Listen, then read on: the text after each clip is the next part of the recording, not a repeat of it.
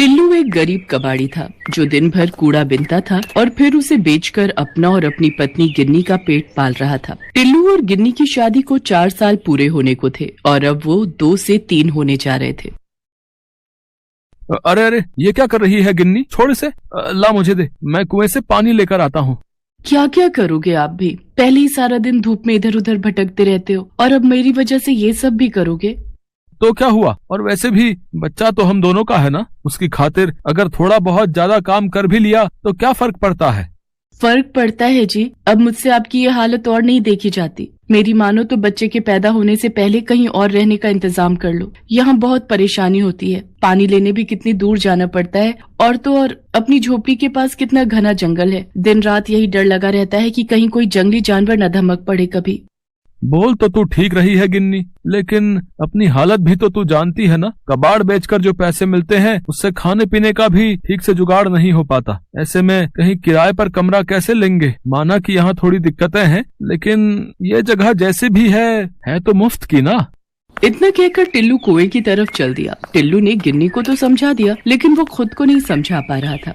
ठीक ही तो कह रही है गिन्नी, ये जगह वाकई में रहने लायक बिल्कुल भी नहीं है। ये कुआं, इसमें भी बस नाम भर को ही पानी बचा है। हे भगवान, क्या क्या सपने देखे थे मैंने कि एक दिन चांद पर जाकर अपना घर बसाऊंगा, लेकिन यहाँ तो पृथ्वी पर ही ढंग का बसेरा नहीं मिल रहा। और अब तो मेरा बच्चा भी इस दुनिया में आने वाला है, क्या उसका नसीब भी मेरी तरह ही होगा?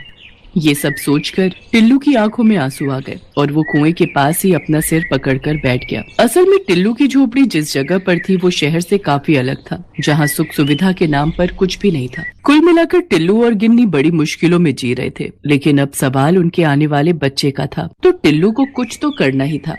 नहीं, ऐसे तो काम नहीं चलेगा, लेकिन मैं करूं भी तो क्या? हे भगवान, मुझे कोई रास्ता दिखाइए। टिल्लू हाथ जोड़कर भगवान से प्रार्थना कर ही रहा था कि तभी उसे किसी के दर्द से कराहने की आवाज सुनाई दी। टिल्लू उस आवाज की तरफ बढ़ा तो सामने एक बड़ा सा कूड़े का ढेर था, जिसे कुछ देर पहले ही शहर से आई हुई एक गाड़ी वहां डाल कर गई थी। आवाज तो इधर से ही आ रही थी, लेकिन यहाँ तो बस ढेर सारा कूड़ा। लगता है मेरा वहम होगा, मुझे चलना चाहिए। नहीं, रुक जाओ, मेरी मदद करो, मैं यहाँ हूँ। अब यहाँ पर इस कांच की बोतल में बंद हूँ मैं। इधर देखो, मेरी तरफ देखो। टिल्लू ने पलटकर देखा तो वाकई उसके सामने कूड़े के बीच एक कांच की बोतल पड़ी थी। टिल्लू ने उस बोतल को उठाकर देखा तो उसे अपनी आंखों पर यकीन नहीं हुआ। ये सब क्या है? मैं कोई सपना तो नहीं देख रहा? तुम तो एक परी जैसी लग रही हो। हाँ, मैं एक परी ही हूँ और तुम कोई सपना नहीं देख रहे। ये सब सच है। मुझे एक दुष्ट जादूगर ने इस कांच की बोतल में कैद कर दिया है। इस बोतल के अंदर मेरी शक्तियाँ काम नहीं करती। तुम भले इंसान लगते हो, मेरी मदद कर दो, मुझे इस बोतल की कैद से आजाद कर दो। लेकिन मैं तुम्हें इस बोतल से बाहर कैसे निकालूं? क्या मैं इसे तोड़ दूं? नहीं नहीं, ऐसा मत करना। अगर इस बोतल को तोड़ दिया तो मैं जिंदा नहीं बचूंगी। मुझे इस बोतल से आजाद करने के लिए तुम्हें पहले उस जादूगर के जादू को तोड़ना होगा। लेकिन मैं ये कैसे करूंगा? बहुत आसान है। बस तुम्हें इस बोतल को अपने हाथों में लेकर जोर से रगड़ना होगा और फिर इसका ढक्कन खोल देना। ऐसा करते ही मैं खुद ब खुद इस बोतल से बाहर आ जाऊंगी। क्या बस इतना ही? तो लो, ये तो मैं अभी कर देता हूँ। टिल्लू ने ठीक वैसा ही किया जैसा उस परी ने कहा। उसने पहले कांच की बोतल को अपने हाथों से रगड़ा और फिर उसका ढक्कन खोल दिया और इसके साथ ही वो परी उस बोतल से बाहर आ गई। तुम्हारा बहुत बहुत शुक्रिया। तुम नहीं जानते तुमने मुझ पर कितना बड़ा एहसान किया है। नहीं नहीं, ये तो बहुत आसान था। ये काम तो कोई भी कर सकता था। नहीं, हर कोई नहीं कर सकता था। उस दुष्ट जादूगर का जादू बस वही इंसान तोड़ सकता था जिसका दिल साफ हो, जिसने कभी किसी का बुरा न किया हो और जो अपने परिवार से बहुत प्यार करता हो। तुमने मुझे उस बोतल से आजाद करके ये साबित कर दिया कि तुम एक बहुत अच्छे इंसान हो और इसके लिए तुम्हें इनाम तो मिलना ही चाहिए। मांगो, तुम जो मांगोगे मैं तुम्हें दूंगी। कुछ भी मतलब मेरा मतलब है कि तुम मेरी कोई भी इच्छा पूरी कर सकती हो। हाँ, एक बार बोलकर तो देखो। तो फिर ठीक है, मैं चाहता हूँ कि मैं अपनी पत्नी और बच्चे के साथ एक आलीशान घर में रहूं, जहाँ हमें किसी भी चीज की कमी ना हो। हर काम मेरे सोचते ही हो जाए, जो भी चाहूँ वो झट से मेरे सामने आ जाए। और हाँ, एक बात और, मेरा ये आलीशान घर यहाँ पृथ्वी पर नहीं बल्कि वहाँ दूर उस चांद पर होना चाहिए। टिल्लू बिना सांस लिए बस बोलता गया और परी उसे सुनती रही। क्या कहा? चांद पर? क्या तुम सच में चांद पर रहना चाहते हो? एक बार फिर सोच लो। इसमें सोचना क्या है? पर तुमने मेरी बात पूरी तो सुनी ना। मैं चाहता हूँ कि चांद पर जाकर मुझे कोई काम ना करना पड़े, ना पैसे कमाने का झंझट हो और ना ही मेरी पत्नी गिन्नी को घर का कोई काम करना पड़े, और मेरा बच्चा वो भी वहाँ चांद पर पूरे ठाठ से रहे। ठीक है, अगर तुम यही चाहते हो तो यही सही। इतना कहकर परी ने अपनी जादुई छड़ी हवा में घुमाई और इसके साथ ही टिल्लू और उसकी पत्नी सीधे चांद पर पहुंच गए। ये क्या हुआ? हे भगवान, ये मैं कहाँ आ गई? शुक्र है कि आप भी यहीं पर हो। पर आप तो पानी लेने गए थे ना, कहाँ है पानी का घड़ा? अरे कहाँ छोड़ा है उसे? अरे छोड़ उस मिट्टी के घड़े को गिन्नी, जरा अपने आसपास देख, तुझे ये जगह कुछ अलग नहीं लग रही? हाँ, लग तो रही है।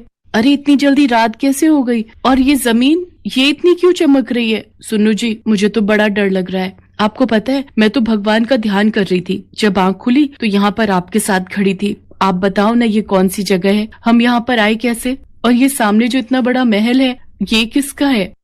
टिल्लू गिन्नी को पूरी बात बताता है और फिर दोनों उस आलीशान महल के अंदर जाते हैं जो उनके ठीक सामने था। पूरे महल में उनके सिवाय और कोई भी वहाँ पर नहीं था, लेकिन टिल्लू और गिन्नी की जरूरत की हर चीज वहाँ पर थी। गिन्नी, अब सारी जिंदगी मौज में काटेंगे। अपना बच्चा भी एक राजकुमार की तरह पैदा होगा और यहीं पर बड़ा होगा। अब हमें ना तो कोई काम करने की जरूरत है और ना ही कोई चिंता करने की। हाँ, लेकिन यहाँ तो बस हम ही हैं और कोई भी नहीं। हम ऐसे कैसे जिएंगे जी? ओफो, तुम औरतों को समझना भी ना बड़ा मुश्किल है। अब बताओ, मेम साहब को चांद पर रहकर भी चैन नहीं है। बात वो नहीं है जी, जरा अपने बच्चे के बारे में भी तो सोचिए। क्या वो सारी जिंदगी सिर्फ हमें देखकर ही बड़ा होगा? यहाँ चांद पर हमारे अलावा कभी कोई रहने नहीं आएगा, तो आखिर हम कब तक इस ऐशो आराम के साथ खुश रह पाएंगे यहाँ? मुझे आराम चाहिए था, लेकिन इतना नहीं कि जीवन का रस ही खत्म हो जाए। लेकिन वहाँ पृथ्वी पर कितनी मुश्किलें हैं, तुझे याद है ना? मुझे सब याद है जी, और मैं ये भी जानती हूँ कि आज नहीं तो कल आप अपनी मेहनत से उन सारी मुसीबतों का हल ढूंढ ही लोगे और हमारा बच्चा भी हमेशा खुश रहेगा वहाँ अपनी दुनिया में। लेकिन गिन्नी, अब हम चाहकर भी इस चांद को और यहाँ बने अपने इस घर को छोड़कर वापस नहीं जा सकते। उस परी से मैं बस एक ही इच्छा मांग सकता था जो मैं मांग चुका हूँ, और अब वो परी कहाँ है मैं तो ये भी नहीं जानता। इतना कहकर टिल्लू उदास हो जाता है, लेकिन तभी वहाँ एक तेज रोशनी होती है जिसके बीचों बीच वही परी खड़ी थी जिसके जादू से टिल्लू और गिन्नी चांद पर पहुँचे थे। परेशान मत हो टिल्लू, मैं तो पहले ही जानती थी कि तुम्हें चांद की ये दुनिया रास नहीं आएगी, लेकिन तुम्हारी इच्छा को तो मुझे पूरा करना ही था। गिन्नी ने बिल्कुल सही कहा, तुम और तुम्हारा परिवार वहाँ अपनी दुनिया में ही खुश रह सकोगे। तो बोलो, अब तुम क्या चाहते हो? चांद पर बना ये आलीशान महल या पृथ्वी पर बनी वही पुरानी झोपड़ी? टिल्लू और गिन्नी ने एक दूसरे की तरफ देखा और फिर फौरन पृथ्वी की तरफ इशारा कर दिया। उनके ऐसा करते ही परी ने अपनी जादुई छड़ी घुमाई और उसके साथ ही टिल्लू और गिन्नी वापस पृथ्वी पर पहुंच गए। लेकिन इस बार काफी कुछ अलग था। टिल्लू की टूटी फूटी झोपड़ी की जगह पर एक छोटा लेकिन पक्का मकान था। पास में ही एक खेत था जिस पर हरी भरी फसल लहलहा रही थी। साथ ही साफ पानी से भरा हुआ एक कुआं भी था जो टिल्लू के घर के बिल्कुल नजदीक था। टिल्लू के लिए ये सब उस परी ने ही किया था और ये बात टिल्लू और गिन्नी भी समझ चुके थे। दोनों ये सब पाकर बहुत खुश थे क्योंकि आखिरकार उन्हें अपना सपनों का घर जो मिल गया था।